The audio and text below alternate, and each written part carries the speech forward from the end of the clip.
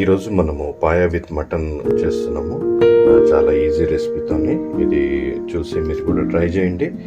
Paya with mutton. ఉట్టి పాయా అయితే మనకి పిల్లలు కానీ వాళ్ళు ఉట్టి అంటే బోన్స్ ఉంటుంది కాబట్టి తినలేరు. కాబట్టి దాంట్లో మామూలుగా ఒక పావు కిలో మటన్ లాంటిది యాడ్ చేసుకుంటే చాలా బాగుంటుంది మనకి. ముందుగా ఫస్ట్ ఈ పాయను బాగా కడిగిన తర్వాత జస్ట్ కుక్కర్లో మనం వాటర్ పోసుకోవాలి. వాటర్ పోసుకొని దీంట్లో ఒక హాఫ్ స్పూన్ సాల్ట్ వేయాలి, ఒక హాఫ్ స్పూన్ ఆయిల్ వేయాలి అన్నమాట. దీంట్లో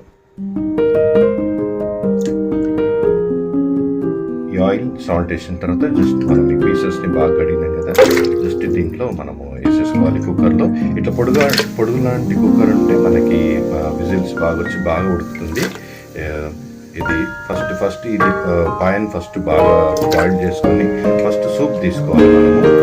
మనము ఒక 15 అట్లా విజిల్స్ వచ్చేంత వరకు మనము దీన్ని ఇట్లా పెట్టాలన్నమాట. చింతపండు కూడా రెడీ అయిపోయింది. ఇది కూడా పక్కన పెట్టుకొని కొంచెం హాట్ వాటర్లో వేస్తే మనకి ఇంకా జ్యూస్ లిక్విడ్ మంచిగా వస్తుంది. కాబట్టి హాట్ వాటర్లో వేసిన నేను కడిగిన తర్వాత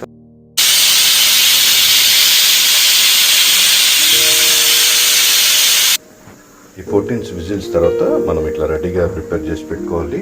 దీంట్లో ఫస్ట్ ఆనియన్స్ ఇట్లా కట్ చేసి పెట్టుకోవాలి, పట్ట, లవంగ, ఈ 4 పచ్చిమిరపకాయలు, కొన్ని మిరియాలు, కరివేపాకు. దీంట్లో ఇలాచి మాత్రం వేయొద్దు. దీంట్లో మాత్రం ఇలాచి వేయొద్దు. ఇవే మాత్రమే మనం యూజ్ చేయాలి దీంట్లో.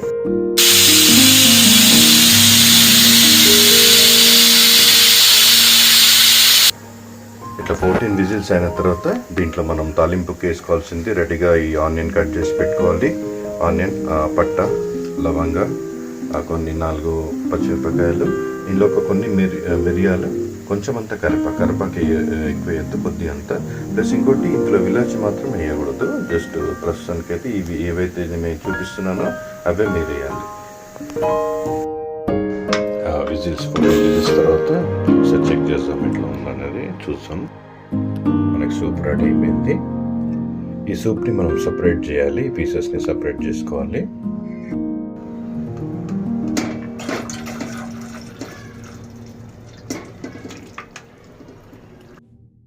దీంట్లో ఆయిల్ వేయాలి. స్టవ్ ఆన్ చేసుకొని ఆయిల్ వేసుకోవాలి కొంచెం. దీంట్లో కొంచెం చింతపండు తీసి నానబెట్టుకొని పక్కన పెట్టుకోవాలి రెడీగా.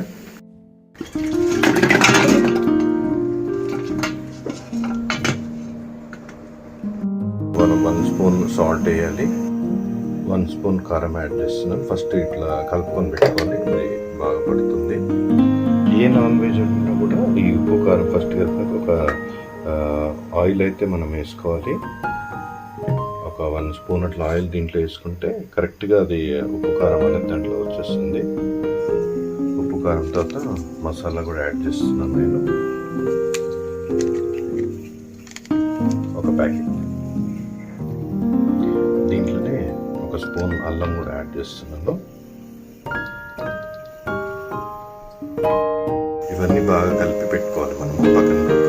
ఈ కుక్కర్ విజిల్ అయ్యేంత వరకు, ఒక 14 విజిల్స్ అయ్యేంత వరకు ఇది పక్కన పెట్టుకోవాలి. ఇట్లా పొడుగంటి కుక్కర్ లాంటిది ఉంటే మనకి బాగా కుక్ అవుతుంది. రౌండ్ కుక్కర్ కంటే కూడా ఇట్లాంటి పొడుగు ఉండాలి కుక్కర్. మనకి ఒక 14 విజిల్స్ వచ్చేంత వరకు దీన్ని మనము పెడదాము. ఈ పాయ బాగా ఉడికిపోయింది. ఇంత 14 విజిల్స్ తర్వాత ఇట్లా బాగా ఉడికిపోతుంది అనమాట మెత్తగా. ఆయిల్ వేడి అయిన తర్వాత జస్ట్ ఒక హాఫ్ స్పూన్ జీలకర్ర వేయాలి మనము టేస్ట్ కోసము. తర్వాత ఆనియన్స్, పచ్చిమిరపకాయలు, ఈ లవంగా కూడా వేసేస్తాను. పట్ట లవంగా కూడా వేసేస్తాను. ఇంకా ఇలాచి వేయలేదు. బోన్స్ ఎట్లా ఉండాలంటే ఈ చిన్నపిల్లలు తిన్నా కూడా ఈజీగా తినేటంత సాఫ్ట్గా ఉడికిపోవాలి. అప్పుడే దీని టేస్ట్ బాగుంటుంది. దీంట్లో నేను అల్లం వేస్తున్నాను,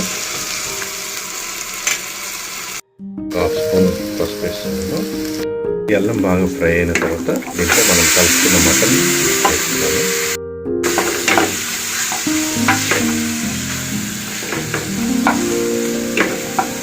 మటన్ వేసిన తర్వాత హై ఫ్లేమ్లో పెట్టి ఒక 1 మినిట్ బాగా ఫ్రై కానియాలి.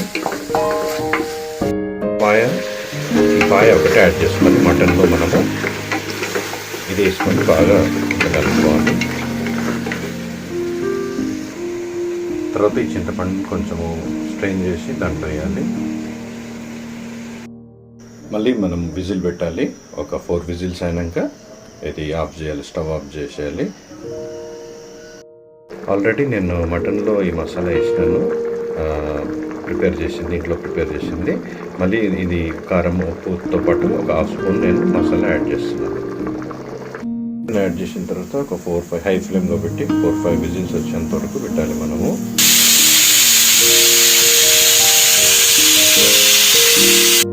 అంత కారం కూడా యాడ్ చేసుకుంటున్నాను.